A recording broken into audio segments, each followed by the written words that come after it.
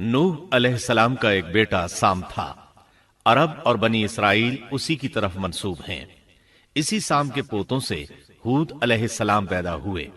ان کا نسب نامہ اس طرح ہے: ہود بن عبداللہ بن رباح بن جارود بن عامر بن اوس بن ارم بن سام بن نوح۔ ہود علیہ السلام کی قوم کو قوم عاد اور قوم ارم بھی کہا جاتا ہے، کیونکہ عاد اور ارم ہود علیہ السلام کے اجداد تھے۔ قوم ہود احقاف نامی ایک بستی میں آباد تھی، اور یہ بستی عمان اور حضرہ موت کے درمیان ریت کے ٹیلوں والے علاقے میں تھی۔ عربی میں احقاف ریت کے ٹیلوں کو کہتے ہیں۔ یہ علاقہ سمندر کے کنارے واقع تھا اور شہر کے نام سے پکارا جاتا تھا۔ قرآن مجید میں سورۃ الاحقاف آیت 21 میں اللہ تعالیٰ نے انہیں ان کی بستی کی طرف منسوب کرتے ہوئے مخاطب کیا ہے۔ اور عاد کے بھائی کو یاد کرو جبکہ اس نے اپنی قوم کو احقاف میں ڈرایا۔ قوم عاد کے لوگ اپنی رہائش کے لیے خیمے پسند کرتے تھے۔ ان کے خیمے بہت مضبوط اور پختہ ہوتے تھے۔ یہ لوگ ان کو بڑی مہارت سے بناتے تھے، پھر ان پر فخر کرتے تھے۔ اللہ تعالیٰ سورۃ الفجر آیات 6 تا 8 میں فرماتے ہیں: کیا آپ نے نہیں دیکھا کہ آپ کے رب نے عاد کے ساتھ کیا کیا، جو نسل ارم سے تھے، ستونوں والے تھے، جن کے مانند کوئی قوم دنیا کے ممالک میں پیدا نہیں کی گئی۔ اللہ تعالیٰ نے ان کی کاریگری اور فن کی ایک مثال دی ہے کہ وہ ایسے خیموں میں آباد تھے جن کے ستون بہت مضبوط تھے، طاقتور تھے۔ ان لوگوں نے شہروں اور بستیوں کو ایسی کاریگری سے بنایا کہ ان کے متعلق عجیب و غریب روایات مشہور ہو گئیں۔ یہ نرم زمین میں خیمے بناتے تھے، اس کے ساتھ پہاڑوں میں محل بھی بناتے تھے، حالانکہ رہائش کے لیے زمین پر خیمے موجود تھے۔ گویا بیکار دولت اور وقت برباد کرتے، پھر اس پر فخر کرتے۔ شہروں میں جو راستے اور سڑکیں تھیں وہ بہت چوڑی تھیں۔ ان جیسے طویل اور قوی لوگ بعد میں پیدا نہیں ہوئے۔ کاریگری اور فنکاری میں یہ لوگ اس مقام تک پہنچے کہ پھر کوئی نہ پہنچ سکا۔ یہ لوگ عرب تھے اور عربی میں بات چیت کرتے تھے۔ ہود علیہ السلام بھی عربی تھے۔ اسماعیل علیہ السلام سے پہلے کے عرب باشندے عرب عاربہ کہلاتے ہیں۔ ان کے مشہور قبائل یہ ہیں: عاد، سمود، جرہم، امیم، قحطان اور مدین وغیرہ۔ ابراہیم علیہ السلام کی اولاد میں اسماعیل علیہ السلام کے بعد آنے والے لوگ عرب مستعربہ کہلاتے ہیں۔ اسماعیل علیہ السلام عربی نہیں تھے، کنعانی تھے۔ جب ابراہیم علیہ السلام اسماعیل علیہ السلام کو مکہ معظمہ میں چھوڑ آئے اور اسماعیل علیہ السلام نے عربوں سے میل جول قائم کیا تو ان سے عربی سیکھ لی اور اس میں بہت مہارت پیدا کر لی، یہاں تک کہ آپ کو عرب کا فصیح کہا جانے لگا۔ اہل عرب میں فصاحت و بلاغت آپ ہی سے آئی۔ رسول اللہ صلی اللہ علیہ وسلم بھی اسی انداز میں فصیح و بلیغ عربی میں بات کرتے تھے۔ طوفان نوح کے بعد جب دوبارہ لوگوں کو پیدا کیا گیا تو وہ ایک مرتبہ پھر ان بستیوں میں رہنے کے لیے چلے گئے جہاں نوح علیہ السلام رہا کرتے تھے۔ نوح علیہ السلام شام کے شمال اور ترکی کے جنوبی علاقوں میں رہا کرتے تھے۔ لوگ یہاں آباد ہو گئے۔ پھر یہاں سے کچھ لوگ فلسطین اور شام کی طرف ہجرت کر گئے اور کچھ لوگ جزیرے کی طرف ہجرت کر گئے، اور قوم عاد جزیرے کے جنوب میں آ کر آباد ہو گئی۔ اس وقت تمام لوگ توحید پر تھے۔ طوفان کے ساتھ جب زمین پامال ہو گئی تو اس پر سوائے نوح علیہ السلام کی اولاد کے اور کوئی زندہ نہ رہا۔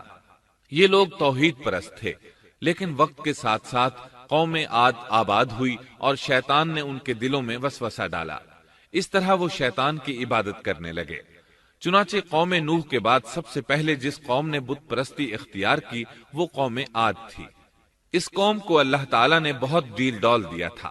وہ بہت طاقتور قوم تھی۔ مفسرین بیان کرتے ہیں کہ ان کے جسم بہت مضبوط اور ٹھوس تھے، قد بہت لمبے تھے۔ آدم علیہ السلام کا قد 60 ہاتھ تھا۔ اس قوم کا قد بھی قریباً اتنا ہی تھا۔ اس طرف سورۃ الاعراف آیت 69 میں اشارہ موجود ہے۔ اللہ تعالیٰ فرماتے ہیں: اور تم وہ حالت یاد کرو جب اللہ نے تمہیں قوم نوح کے بعد جانشین بنایا اور ڈیل ڈول میں تمہیں زیادہ پھیلاؤ دیا، سو تم اللہ کی نعمتوں کو زیادہ یاد کرو تاکہ تم فلاح پا جاؤ۔ ہود علیہ السلام کی زبانی اللہ تعالیٰ ان کی فنکاری کو بیان کرتے ہوئے فرماتے ہیں کہ ہود علیہ السلام نے ان سے کہا، کیا تم ایک ایک ٹیلے پر بطور کھیل نشان لگا رہے ہو؟ مطلب یہ کہ یہ لوگ پہاڑوں کی چوٹیوں پر محل تعمیر کرتے تھے۔ جب ان سے کہا جاتا کہ تم رہتے تو زمین پر ہو اور گھر پہاڑوں پر بناتے ہو، اس کی کیا وجہ ہے؟ اور تم اتنے مضبوط محل تعمیر کر رہے ہو، گویا ہمیشہ یہیں رہو گے۔ وہ لوگ دراصل ٹیلوں، گھاٹیوں، دروں اور پہاڑوں پر عمارات تعمیر کرتے تھے، اور ان کا مقصد ان میں رہنا نہیں تھا، بلکہ صرف کھیل کود کے لیے ایسا کرتے تھے۔ ہود علیہ السلام نے انہیں جھنجھوڑا کہ تم ایسا کام کیوں کرتے ہو جس کا کوئی مقصد نہیں، جس کام کے فضول ہونے میں کوئی شک نہیں۔ ہود علیہ السلام انہیں واعظ کرتے تھے۔ اے میری قوم، اللہ نے تمہیں بڑی قوت سے نوازا ہے۔ تمہاری طاقت کا عالم یہ ہے کہ جب تم کسی پر ہاتھ ڈالتے ہو تو ظلم کرتے ہو، کوئی شخص تمہارے سامنے آنا گوارا نہیں کرتا۔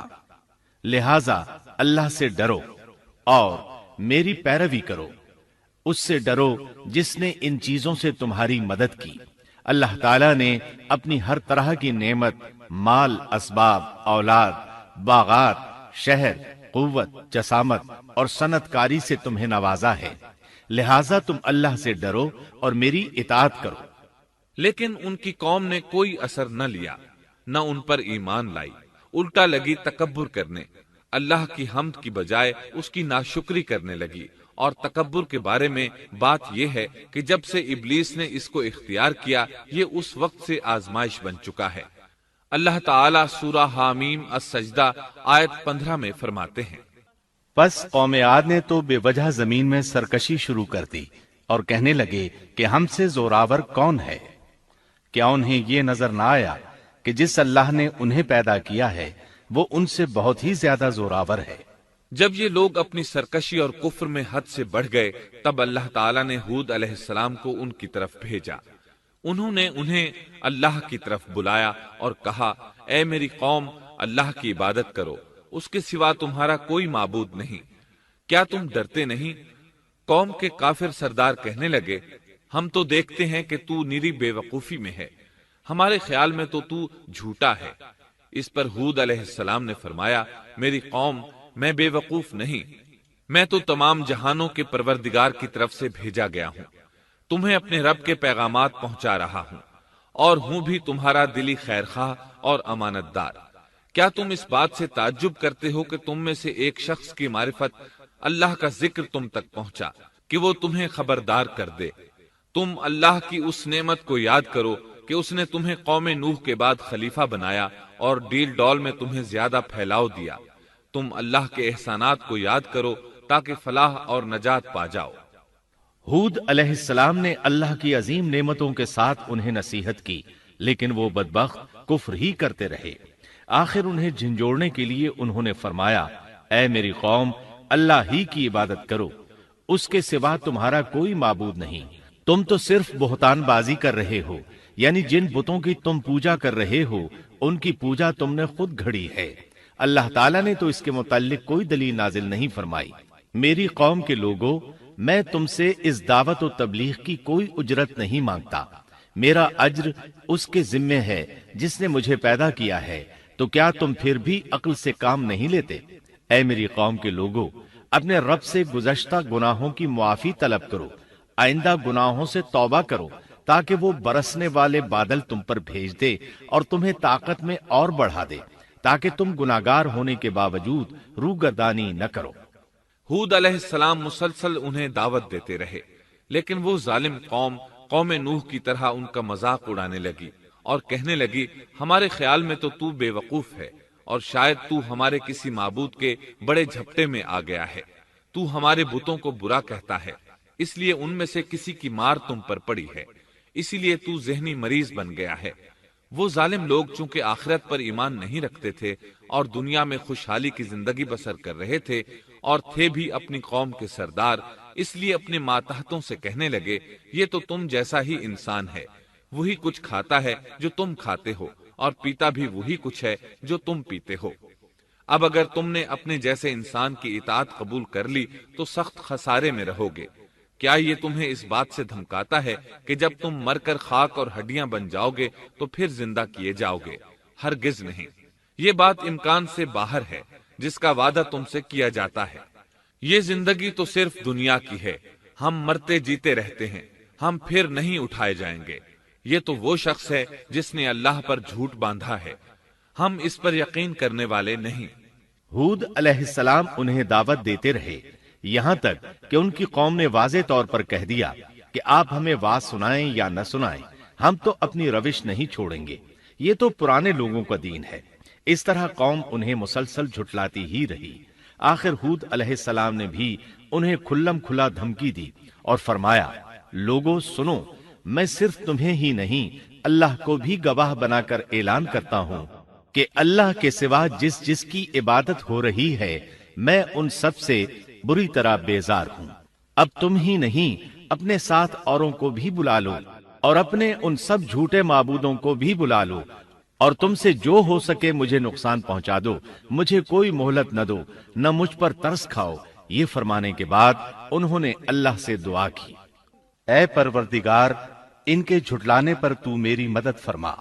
اللہ کی طرف سے آپ کو جواب ملا، یہ تو بہت ہی جلد اپنے کیے پر پچھتانے لگیں گے۔ اللہ کے نبی کا انکار کرنے، اس سے بغض رکھنے اور اس کا مذاق اڑانے والوں کا انجام کیا ہوا؟ اللہ نے انہیں ایسے زناٹے کی آندھی سے تہس نہس کیا کہ جس کی تاریخ میں مثال نہیں ملتی۔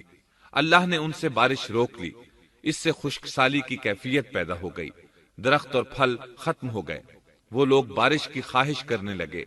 اسی حالت میں ایک دن اللہ نے انہیں عذاب دینے کا ارادہ فرمایا۔ انہوں نے دیکھا ایک سیاہ بادل ان کی طرف بڑھ رہا ہے، خوشی سے اچھلنے لگے، کہنے لگے یہ بادل ہم پر برسنے والا ہے، جبکہ ان کا خیال غلط تھا۔ دراصل ابر کی صورت میں یہ وہ قہر الہی تھا جس کے آنے کی وہ جلدی مچا رہے تھے۔ وہ عذاب ان کی بستیوں کی تمام چیزوں، پھلوں، خیموں، درختوں کو تہس نہس کرتا ہوا آیا۔ اسے اللہ کا یہی حکم تھا۔ آندھی اس قدر زبردست تھی کہ پہاڑوں پر ان کے تعمیر کردہ محلوں تک کو اڑا لے گئی۔ مجرموں کا یہی بدلہ ہے۔ اللہ تعالیٰ سورۃ الزاریات آیت 41 اور 42 میں فرماتے ہیں، اسی طرح عادیوں میں بھی ہماری طرف سے تنبیہ ہے، جبکہ ہم نے ان پر خیر و برکت سے خالی آندھی بھیجی، وہ جس چیز پر گرتی تھی اسے بوسیدہ ہڈی کی طرح چورا چورا کر دیتی تھی۔ اس آندھی نے ہر چیز کو فنا کر کے رکھ دیا۔ اللہ تعالیٰ ان کی تباہی ایک جگہ ان الفاظ میں بیان کرتے ہیں، قوم عاد نے بھی جھٹلایا، پس کیسا ہوا میرا عذاب اور میری ڈرانے والی باتیں۔ ہم نے ان پر تیز و تند مسلسل چلنے والی ہوا ایک لگاتار منحوس دن میں بھیج دی، جو لوگوں کو اٹھا اٹھا کر دے پٹکتی تھی، گویا کہ وہ جڑ سے کٹے ہوئے کھجور کے تنے ہیں۔ پس کیسی رہی میری سزا اور میرا ڈرانا۔ یقیناً ہم نے قرآن کو نصیحت کے لیے آسان کر دیا ہے، پس کیا ہے کوئی نصیحت پکڑنے والا؟ ایک تیسرے مقام پر اللہ نے ان کی ذلت اور رسوائی کا ذکر یوں کیا ہے، قوم عاد بے حد تند اور تیز ہوا سے غارت کر دی گئی۔ وہ ہوا ان پر برابر لگاتار 7 رات اور 8 دن تک اللہ کے حکم سے چلتی رہی۔ آپ وہاں ہوتے تو دیکھتے کہ وہاں لوگ یوں چاروں شانوں چت گرے پڑے ہیں جیسے وہ کھجوروں کے کھوکھلے تنے ہوں۔ کیا ان میں سے کوئی بھی آپ کو باقی نظر آ رہا ہے؟ ہود علیہ السلام کو اللہ تعالیٰ نے اپنی رحمت سے نجات دی، باقی تمام جگہوں پر تباہی تھی، لیکن جس جگہ ہود علیہ السلام اور ان کے ساتھی تھے اس طرف یہ ہوا پھٹکی بھی نہیں۔ کہا جاتا ہے کہ ایک باڑ تھی جس میں ہود علیہ السلام، حیوانات، چوپائے اور ان پر ایمان لانے والے تھے، اور آندھی نے ہر چیز کو فنا کر ڈالا۔ اللہ تعالیٰ سورہ آراف آیت 72 میں فرماتے ہیں، غرض ہم نے انہیں اور ان کے ساتھیوں کو اپنی رحمت سے بچا لیا اور ان لوگوں کی جڑ کاٹ دی جنہوں نے ہماری آیتوں کو جھٹلایا تھا اور وہ ایمان لانے والے نہ تھے۔ اسی طرح سورہ ہود میں اللہ فرماتے ہیں، جب ہمارا حکم آ پہنچا تو ہم نے ہود کو اور ان کے ساتھیوں کو اپنی خاص رحمت سے نجات دی، ہم نے ان سب کو سخت عذاب سے صاف بچا لیا۔ یہ تھے قوم عاد کے لوگ جنہوں نے اپنے رب کی آیتوں کا انکار کیا اور اس کے رسولوں کی نافرمانی کی، اور ہر ایک سرکش نافرمان کے حکم کو مانا۔ دنیا میں بھی ان پر لعنت لگا دی گئی اور قیامت کے دن بھی۔ دیکھ لو قوم عاد نے اپنے رب سے کفر کیا، ہود کی قوم عاد پر لعنت ہو۔ اس طرح قوم عاد تباہ ہو گئی۔ ان کے بعد مومنوں نے ان کے باقی بچ جانے والے مکانات پر قبضہ کر لیا اور وہاں رہنے لگے۔ پھر ہود علیہ السلام نے حضرہ موت میں وفات پائی۔